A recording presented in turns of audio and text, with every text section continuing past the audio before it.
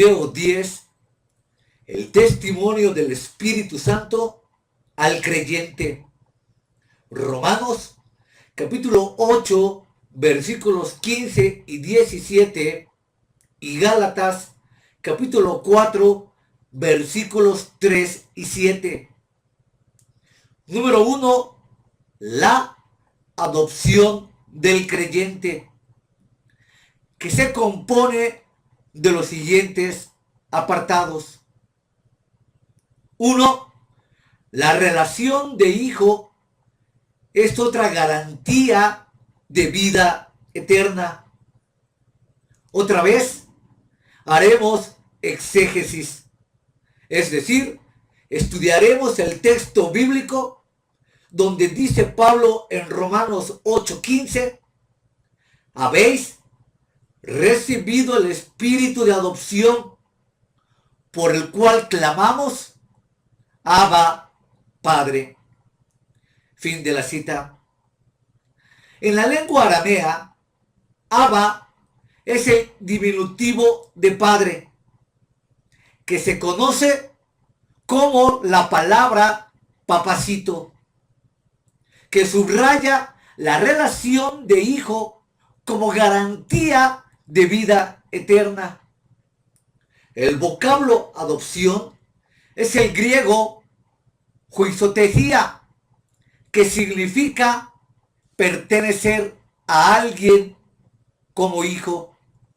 El Espíritu Santo es quien coloca a los creyentes como hijos adultos, maduros, en una posición legal delante de Dios y en relación directa con Él. Se enfatiza la condición de adultos porque se traduce realmente así. Recibimos un espíritu de hijos adultos. 2. La conciencia filial es obra del Espíritu Santo. El Espíritu Santo produce en el creyente la conciencia de la filiación, es decir, de su condición de hijo, y produce la actitud que corresponde a hijos. Lo que hay que destacar es la dignidad de la nueva relación que ahora tiene con Dios, porque esta finalidad no es de origen natural, sino es conferida mediante y solo un acto divino. 3. Origen de la figura del apóstol Pablo. Pablo ha tomado seguramente la figura del derecho romano o del derecho griego, ya que en Israel la adopción no estaba legislada. En aquel derecho, la figura principal en una familia era el varón de la casa, es decir, el pater familias, que gozaba legalmente de plenos derechos de autoridad suprema. La esposa, denominada matrona, tenía una posición subordinada. Luego venían los hijos, del griego tekna. Añadidos a la familia estaban finalmente los hijos adoptados.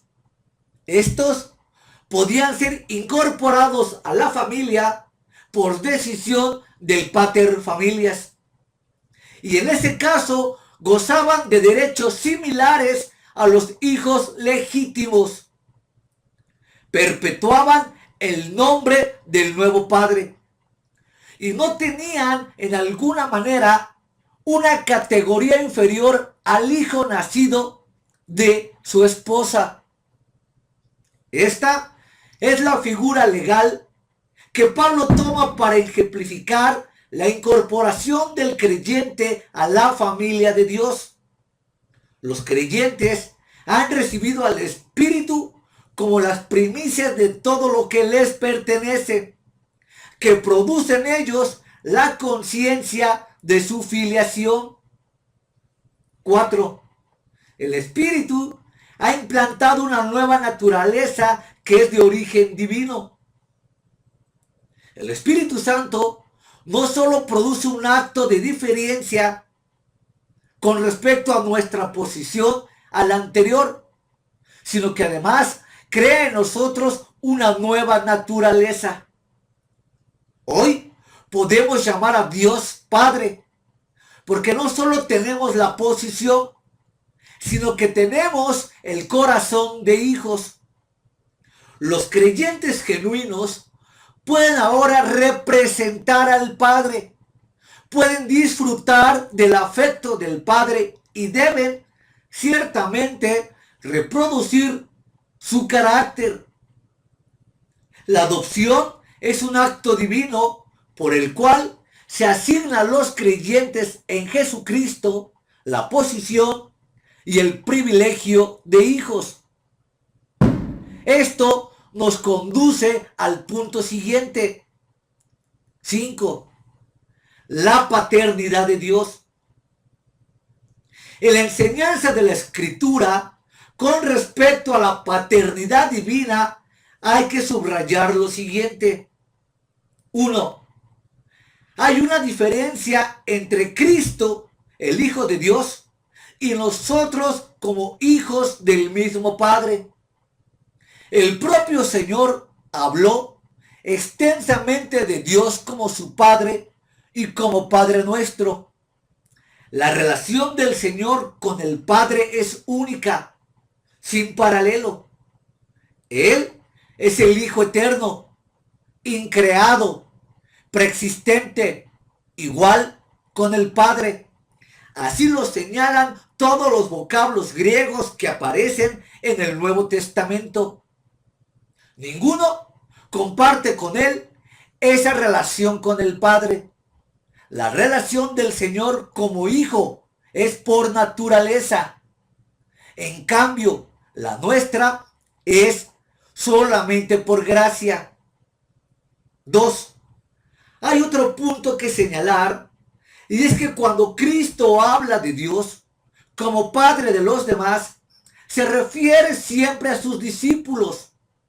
Los hombres, todos son criaturas de Dios, pero no necesariamente hijos de Dios. La calidad de hijo se adquiere recibiéndole a Él, y este recibir es, como enseña Juan 1:12, por la fe. Mas a todos los que le recibieron, a los que creen en su nombre, les dio potestad de ser hechos hijos de Dios. Fin de la cita. En Romanos 8:15 y en Gálatas 4:7 se destaca que el espíritu de adopción libera al creyente, porque es un espíritu propio de quienes han sido trasladados de una relación servil a una relación filial con respecto a Dios. Este es un verdadero privilegio, pero no está reservado a algunos, porque está abierto a todos los hombres. Número 2. El testimonio del Espíritu Santo en el creyente. 1. Hay un testimonio interior. Leemos en Romanos 8:16. El Espíritu mismo da testimonio a nuestro espíritu de que somos hijos de Dios. Fin de la cita. Varios comentaristas señalan que la expresión correcta es da testimonio, del griego sunmartirio, que es el Espíritu Santo, da testimonio juntamente con nuestro espíritu. Este testimonio interior completa el testimonio que da la Escritura de que el creyente es hijo de Dios. Este testimonio el Espíritu lo da junto con la Escritura y nunca aparte de ella. Surge de la propia Escritura y se apoya en ella. Se destaca que el vocablo Abba es la palabra de los niños de pecho, e implica una confianza total. Padre expresa un entendimiento inteligente de la relación. Las dos palabras juntas expresan el amor y la confianza inteligente del Hijo. En Efesios 4:6 leemos que hay un Dios y Padre de todos, el cual es sobre todos y por todos y en todos. Las preposiciones son expresivas sobre todos. Dios soberano, por todos, Dios obrando, en todos, Dios residiendo, habitando. Un Dios poderoso que nos ama, que vive en nosotros. Este es el pensamiento que puede expresar el creyente cuando se dirige a Dios. Y ese pensamiento es obrado por el Espíritu que habita en él. Pablo no se refiere al dominio de Dios sobre el universo creado, sino a la relación que Dios tiene con su iglesia verdadera, donde Él habita por el Espíritu. Para todos los efectos concretos, nuestro mundo ha renunciado a Dios, pero la iglesia no reacciona así, porque en ellas Dios habita, Dios obra y Dios vive. Número 2. Hay una relación entre testimonio y la oración. Dado que, como veremos, la frase Abba Padre es la que utiliza el Señor en Getsemaní, parece haber una relación estrecha entre este testimonio y la oración que el creyente eleva a Dios. La relación aquí es que el Espíritu Santo, además de dar al creyente el reconocimiento filial del Hijo adoptivo, obra juntamente con el Espíritu redimido del Hijo de Dios. Esta colaboración establece el vínculo entre el ser humano redimido y la potencia de Dios. Potencia que en este caso se manifiesta no para que el creyente trabaje, sino para que clame. El vocablo clama es el griego craso y enfatiza la intensidad de la expresión que origina en el creyente que ora. Se señala que cabe la traducción cuando clamamos Abba, Padre. Es el mismo Espíritu Santo que da testimonio a nuestro espíritu de que somos hijos de Dios. Esto indicaría, según, que es un acto de orar que nos conduce y concede el testimonio interior del Espíritu Santo. Cuando nuestro espíritu está en comunión con Dios, el Espíritu Santo da testimonio junto con nuestro espíritu de que en realidad somos hijos de Dios. Este es otro resultado glorioso del don del Espíritu al creyente. El Espíritu que habita en el creyente es el poder que le impulsa a clamar Abba, Padre. Así, el Espíritu Santo testifica junto con nuestro espíritu, según Gálatas capítulo 4. Es el espíritu humano redimido el que ora así, impulsado por el Espíritu de Cristo. Clamar Abba en el Espíritu significa que el Espíritu Santo mismo obra en el corazón del verdadero cristiano, pues Él es la fuerza que impulsa y que inspira ese clamor. Es la oración a solas que el creyente verdadero expresa profundamente que es un hijo de Dios. 3. Los efectos de esta relación. ¿Por qué se habla del espíritu de servidumbre? Se habla del espíritu de servidumbre porque se quiere enfatizar que el Espíritu Santo no produce un estado semejante al anterior, a la conversión, sino que es uno que promueve, estimula aquello que está en armonía con la adopción y por tanto se opone a lo que se asemeja a la servidumbre. El Espíritu de Dios le ha dado y no lo hace un esclavo. Es posible que el argumento de Pablo esté vinculado con Romanos 8:13.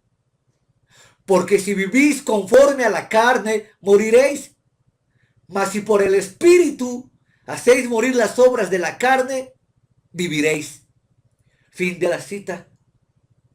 Pablo enseña en Gálatas 4:6 que Dios envió a su Hijo para que comprara la libertad del creyente. Y en Romanos 8:12 y 13 está argumentando que si el creyente quiere vivir realmente en libertad, no tiene otro camino que mortificar, que dejar y que abandonar el pecado por el Espíritu Santo mismo. No en sus fuerzas, no en el apoyo de su inteligencia, no en el apoyo de su sabiduría, no en el apoyo de cualquier otro tipo de índole. El único camino que da libertad al abandono del pecado y la libertad gloriosa es por el Espíritu Santo. Esto se encuentra claramente detallado en todo el libro de Romanos en el capítulo 8.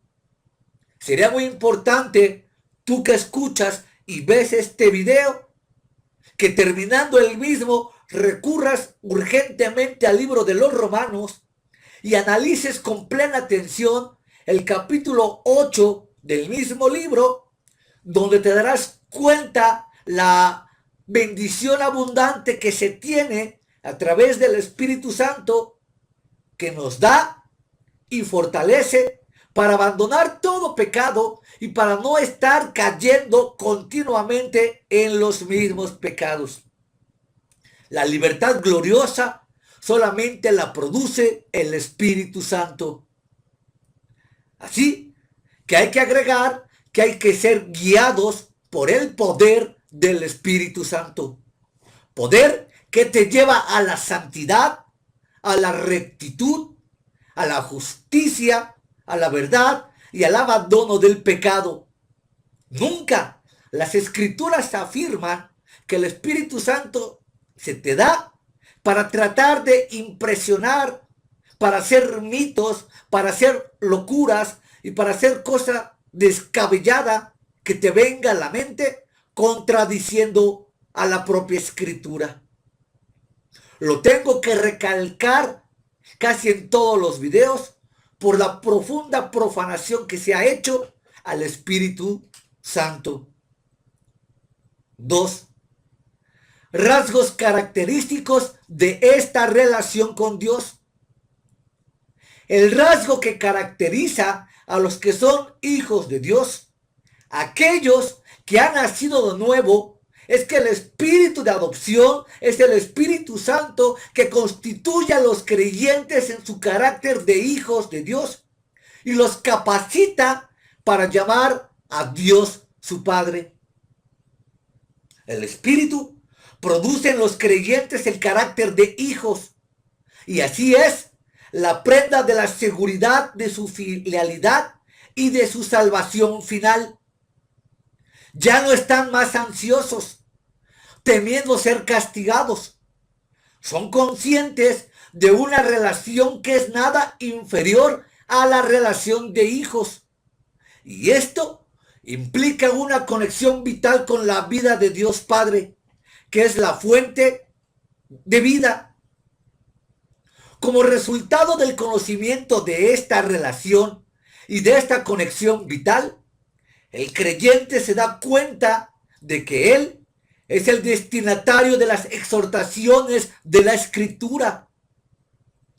Una de estas exhortaciones de la Escritura consiste en que ahora debe cultivar una actitud fundamental, la cual es la entrega y dependencia del Espíritu. del Espíritu Santo.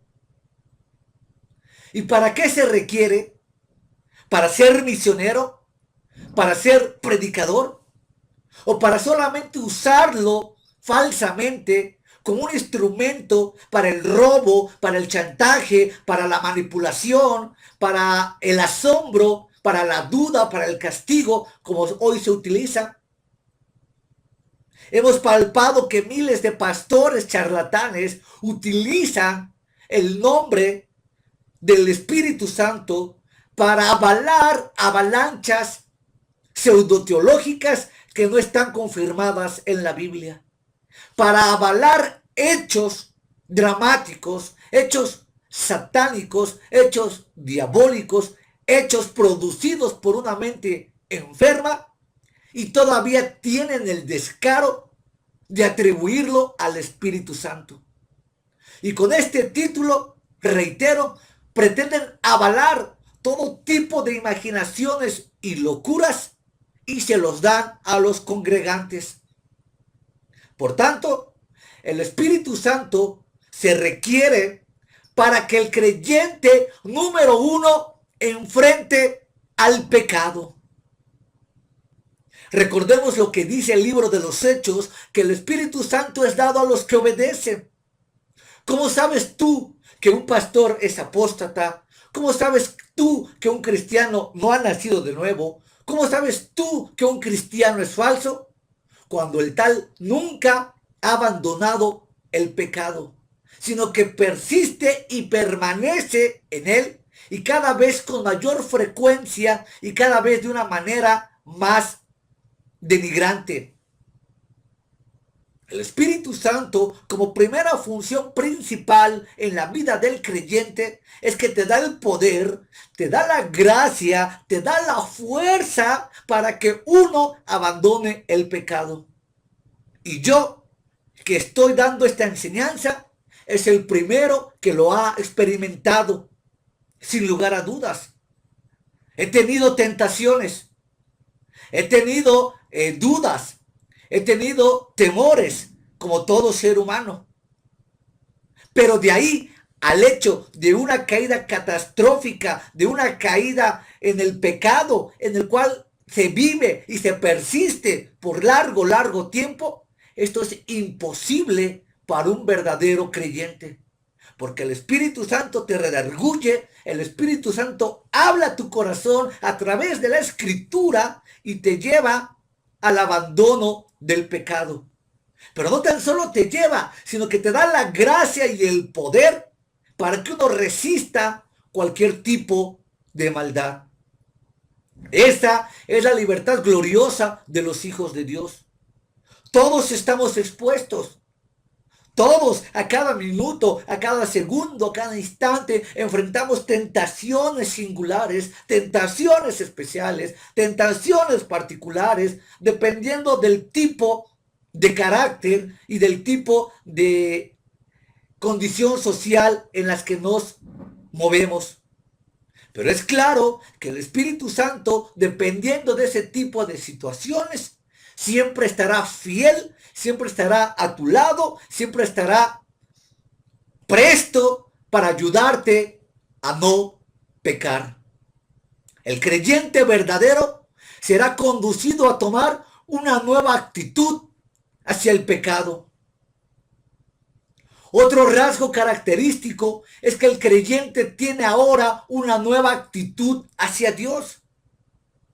Aquellos que están en Cristo mediante la fe y mediante la morada del Espíritu Santo en ellos son hijos, plenamente hijos, a causa de estos hechos espirituales que reconocen su autoría en Dios.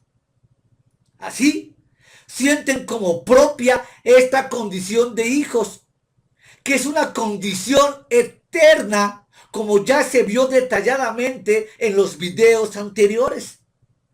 La Escritura asegura que los creyentes están capacitados para invocar a Dios como Padre en la plenitud de sus corazones redimidos. También para encarar el gran conflicto espiritual que es la vida cristiana. ¿Y cuál es este gran conflicto espiritual? Y aquí tendré que hacer otro paréntesis. Aquí nunca se está refiriendo a la falsamente llamada guerra espiritual. La Biblia nunca autoriza, la Biblia no da pie, la Biblia no llama ni habla de la guerra espiritual.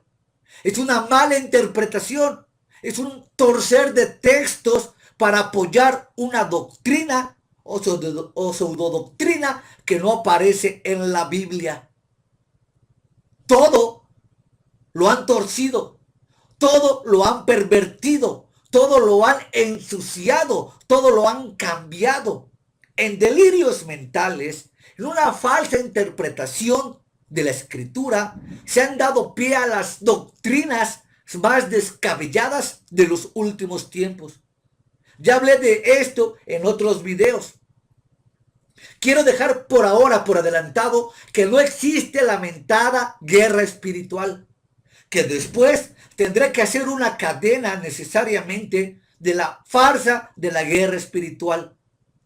Por lo tanto, adelanto el hecho de que el gran conflicto de la vida cristiana no es la guerra espiritual. El gran conflicto que la Biblia habla de la carne contra el espíritu, del pecado contra el espíritu. ¿Cuál es la actitud definitiva que se debe de apreciar en el creyente?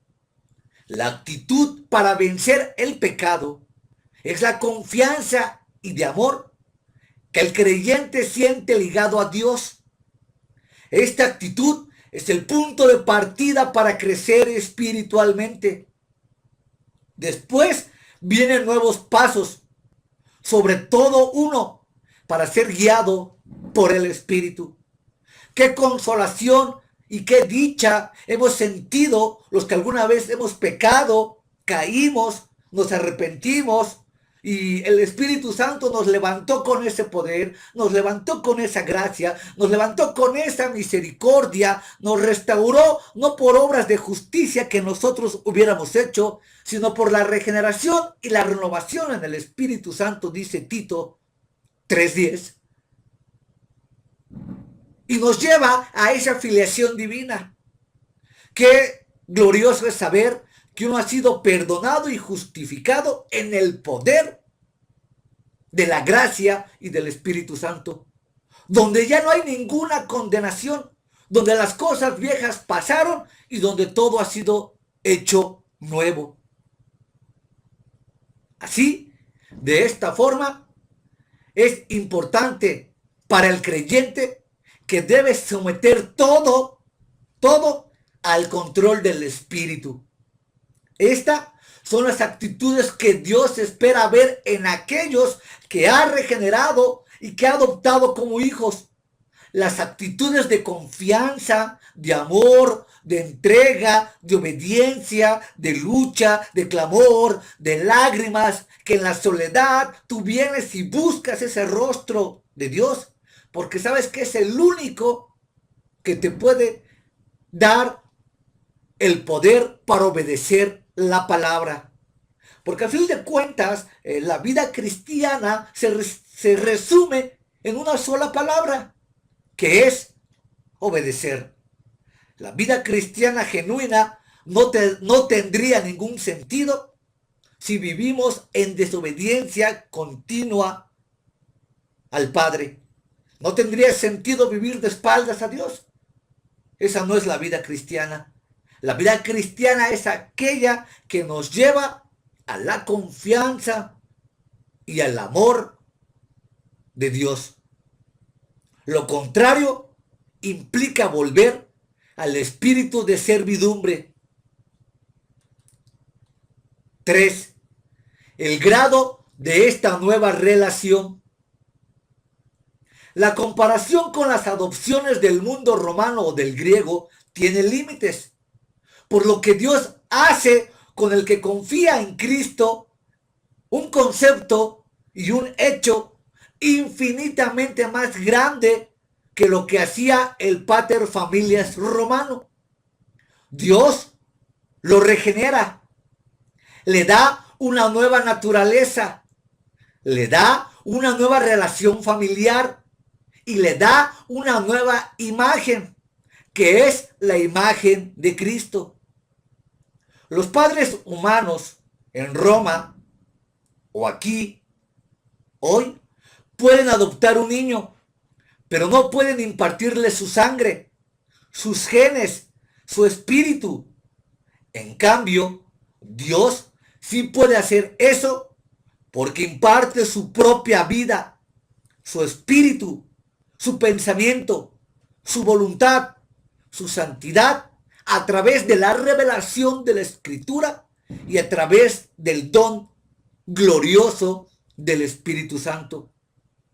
La relación a la que Cristo nos ha introducido por medio de su redención es una filiación madura y se constata con la minoría de edad que caracteriza a Israel en la dispensación de la ley.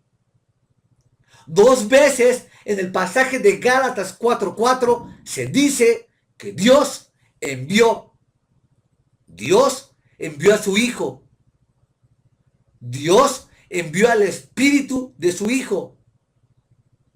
El primer enviar abarca toda la redención. Lo envió para que Él muriera.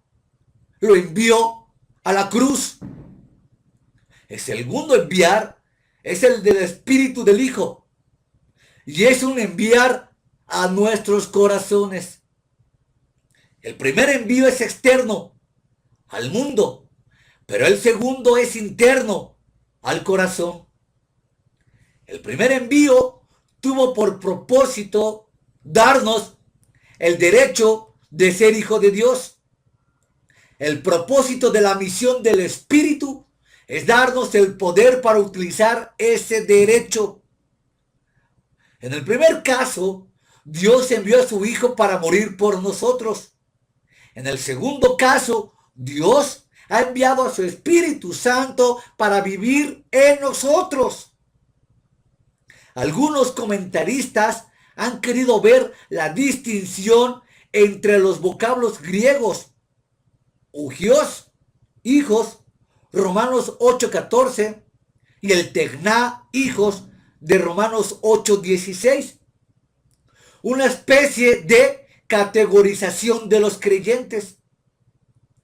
Sea cual sea el uso intercambiable de padre y niño, la enseñanza es categórica.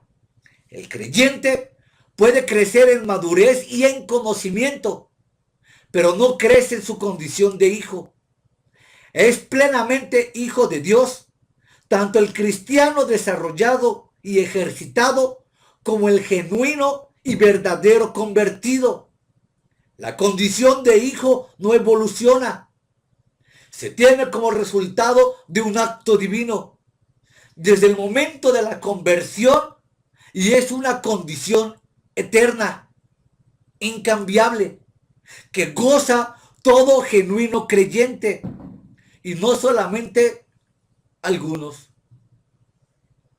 4. Otra gran revelación. Esta expresión de Romanos 8:15 se compone de un vocablo arameo y de otro griego, Abba y Pater. Ambos vocablos significan padre. Parece que los judíos tomaron la expresión hace siglos y aún hoy, en el siglo XX, la siguen utilizando. Por tanto, si los creyentes pueden dirigirse a Dios mediante el mismo nombre que su Hijo amado ha utilizado, es evidente que el Espíritu de Cristo está ahora en ellos. Esto es precisamente lo que la Gálatas capítulo 4 versículo 6 dicta. Y por cuanto sois hijos, Dios envió a vuestros corazones el Espíritu de su Hijo, el cual clama, Abba, Padre. Aquí habría que subrayar varios puntos. Número 1, se trata de un clamor. Se trata de una emoción profunda basada en las Escrituras. 2, La materia de este clamor no consiste en un pedido de bendiciones. Se trata de otra cosa. Se trata de dirigirse a Dios para decirle enfáticamente lo que sentimos como Padre. El punto más importante es que este clamor que llama a Dios Padre, Padre, es atribuido por la Escritura al testimonio del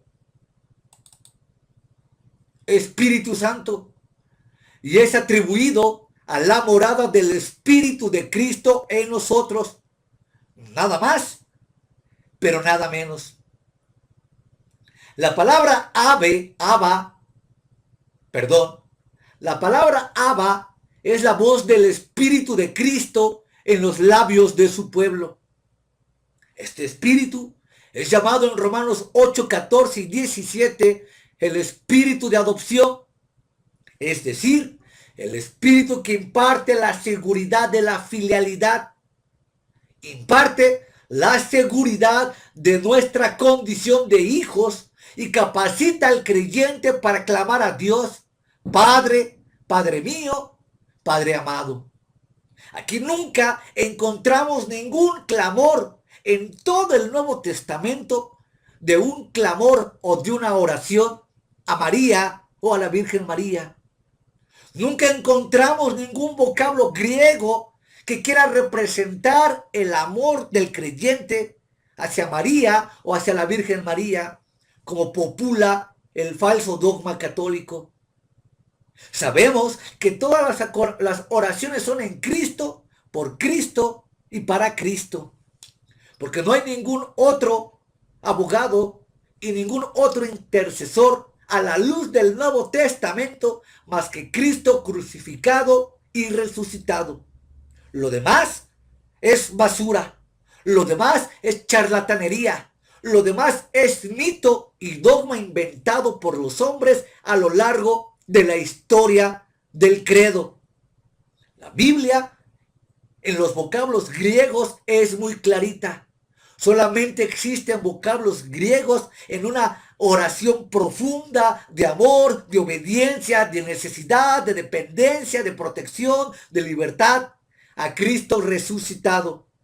Jamás a ningún otro ídolo y jamás a ningún otro santo. 5.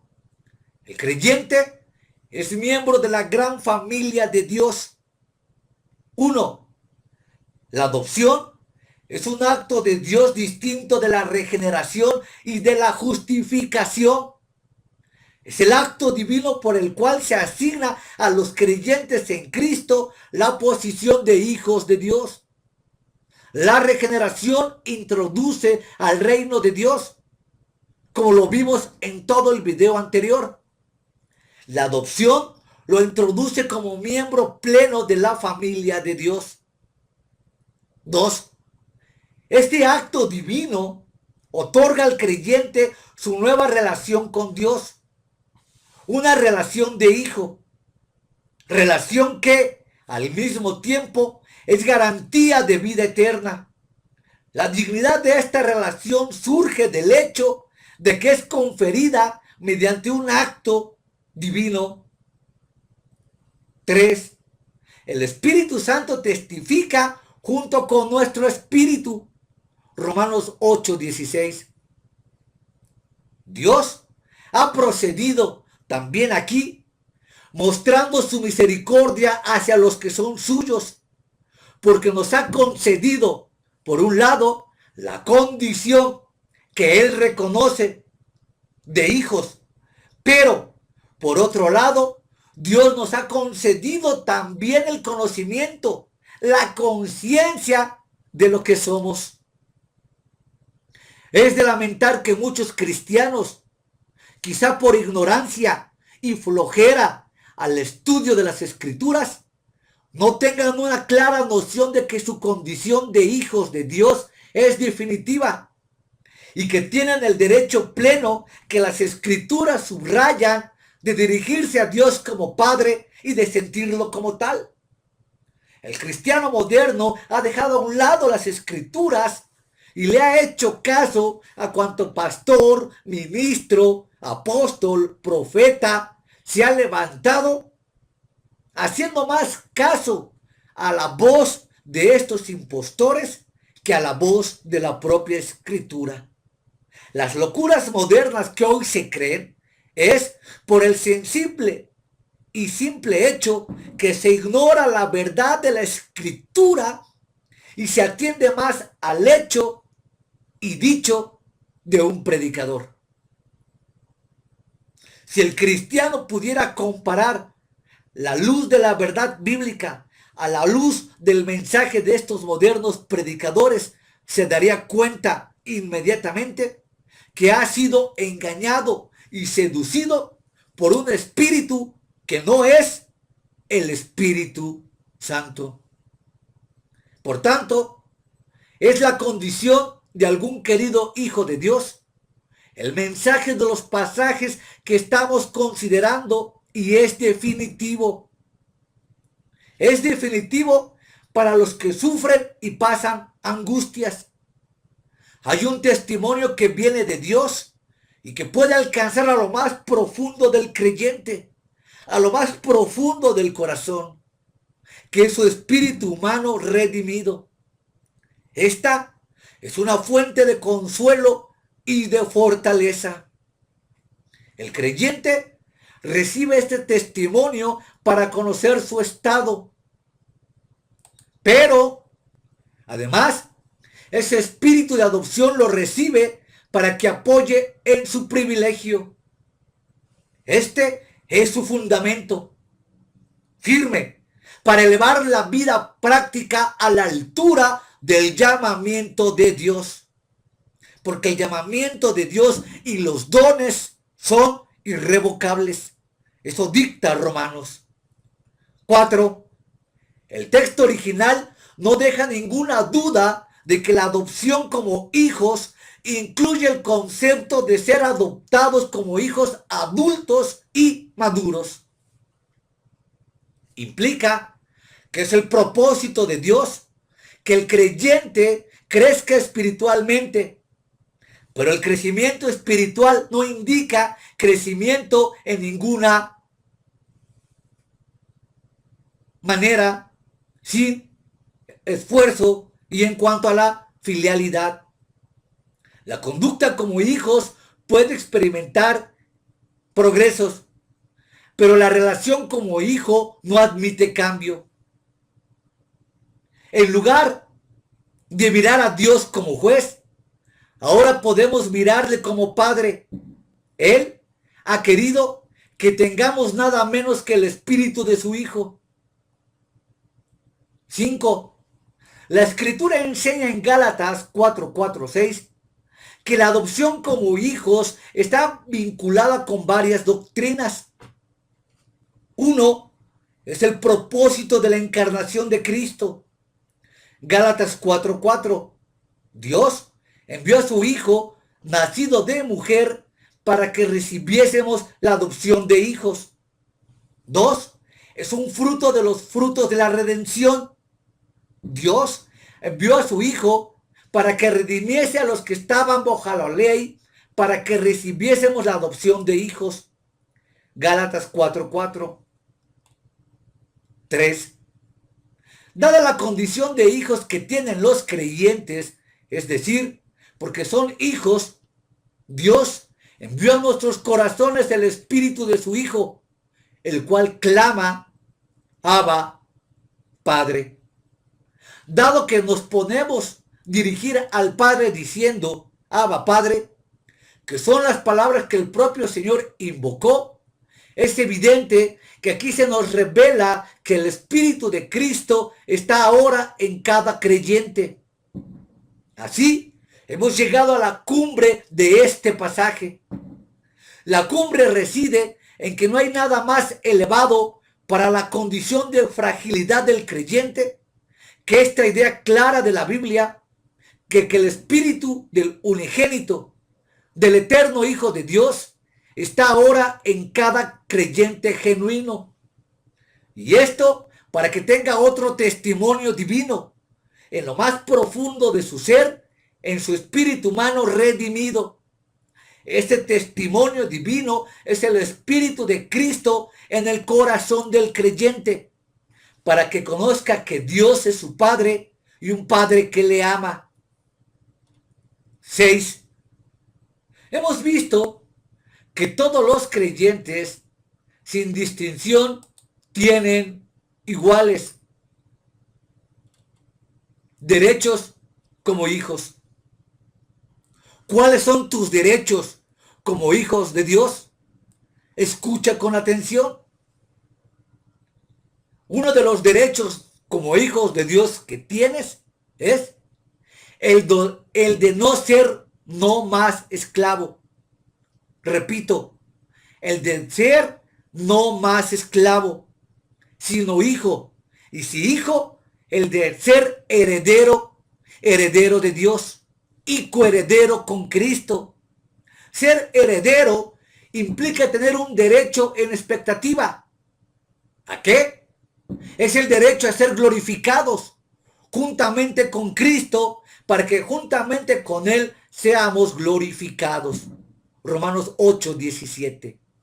Este es uno de los principales derechos de un hijo de Dios, y no la falsa teología de la prosperidad, que dice que como hijo de rey tú mereces tener el mejor carro, la mejor casa, la mejor ropa, los mejores relojes, los mejores hoteles, las mejores comidas, los mejores aviones, y denigran, pisotean y deforman de uno de los hijos o de los derechos legítimos de ser hijos de Dios. La Biblia nunca dice que uno de los derechos de un hijo de Dios sea la salud, la prosperidad económica y la fama. La teología de la prosperidad ha hecho un terrible daño al cuerpo de Cristo, al evangelio. Mentira es que naciste para ser rico. Mentira es que naciste para tener posesiones. Mentira es que el favor de Dios en tu vida se ve reflejado con las riquezas materiales. Eso es incompatible con el evangelio según Jesucristo. El principal beneficio, vimos, de ser un verdadero hijo de Dios es que serás heredero de Dios y coheredero con Cristo, para que al final de tu vida seas glorificado. Aquí nunca habla de riquezas, aquí nunca habla de prosperidad, aquí no habla nunca de ninguna bendición material. ¿Qué manera de torcer la escritura? Así, este texto deja en claro que la herencia no es un lugar, es una persona. La herencia incluye el cielo, pero es más que el cielo. En parte, esta herencia es futura, pero es posesión actual del creyente. Hemos llegado a otra cumbre. Es la cumbre del propósito de Dios, habernos hecho ya sus hijos. Y todavía más, darnos el carácter de ser herederos porque somos sus hijos. Pero la cumbre más elevada es que la herencia es Dios mismo. Un día, cuando pasemos a la eternidad, cuando Dios nos reclame y nos llame a su presencia, lo más glorioso, lo más digno, lo más bendito, lo que genera una expectativa de gozo, indudablemente, es que estaremos con el Señor y Salvador. Donde las primeras cosas pasaron, donde no habrá más llanto, ni dolor, ni pena. Estaremos caminando con aquel que murió por nosotros en la cruz. La expectativa de la vida eterna es de tal magnitud que siempre el apóstol Pablo implicaba el hecho de echar mano a la vida eterna. Pablo expresaba en Filipenses: porque para mí el vivir es Cristo y el morir es ganancia. Si Dios decidiese llamarme en este momento o en esta noche a su presencia, mi espíritu, mi alma, mi mente queda tranquilo en esta tierra, porque en la regeneración, en la renovación, en la obra salvífica de Cristo en la cruz, me dio la facultad de ser su hijo y me trasladó al reino eterno. Qué dicha, qué maravilla, qué sensación de paz y gozo saber que cuando nuestra morada terrestre se deshiciere, tenemos una morada celestial y estaremos gozando de las plenas riquezas de la gloria en Cristo. Es monumental y fantástico saber que del otro lado de la vida nos espera el Redentor. 7. El punto culminante es la actitud de entrega a Dios. Esto no debe ser confundido con resignación, porque se trata de una actitud de confianza que se apoya en el amor de Dios, que el creyente siente y le es revelada en la Escritura. Dios no reside pasivamente en los suyos, porque mora en cada creyente para cumplir sus planes. Primero obrando en él y después a través de él. Se trata entonces de una entrega confiada al amor de Dios, de una entrega confiada a las Escrituras. Se trata de que cada uno perciba la idea grande y monumental de que Dios quiere seguir obrando dentro de él, por la sencilla razón que es su Padre.